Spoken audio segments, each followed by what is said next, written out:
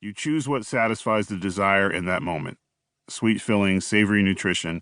I choose to include what I think will provide the most satisfying parts of my story. My existence is an unfinished book, consisting of constant changing chapters, titles. My life started out with the beginnings of the children's story. It was the boxcar children turning into a raisin in the sun, peppered with the shades of Sophie's Choice. But conditions change. My life is many things, mutating into a series of short stories and anecdotes that flow together, tied by common themes and intercepted by some blank pages yet to be filled. It is no secret that I am physically different, aesthetically, verbally, as well in both character and mindset. The difference is made obvious by my size and stature, but if that goes unnoticed, my matching attitude makes this clear. Throughout my travels around the world, I've absorbed experiences. The encounters I've had with many types of people never fail to remind me how much of my own self is a creation constructed by life experiences. Within this book, people can and will choose what experiences or part of me fit them.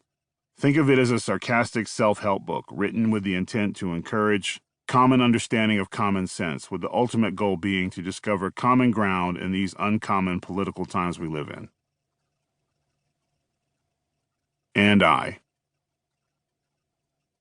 You only get what I allow you to see, and that's my choice. Myself is for me, and I control who sees and in what parts they get to view through the looking glass.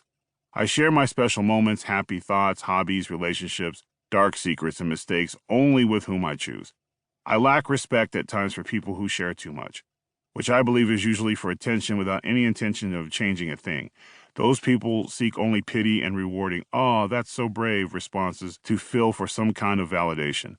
I've been in the room with these people, and I'm the guy in the room sitting back saying to myself, "This fucking guy." I will explain how the times have changed in this era of politically correct culture, with an ever-evolving narration and standard, from where they used to be.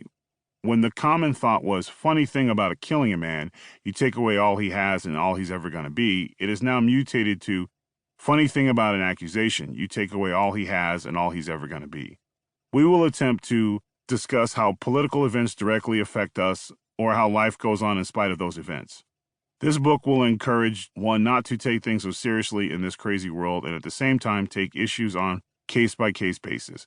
Maybe changing the view from tribalism to do what's best for meism. It's okay to disagree with your tribe. Tribes are not sports teams. This book will give you insight into how my brain works and my thought processes, where common sense and life experience come into play, and not what side of the fence I live on. Why now?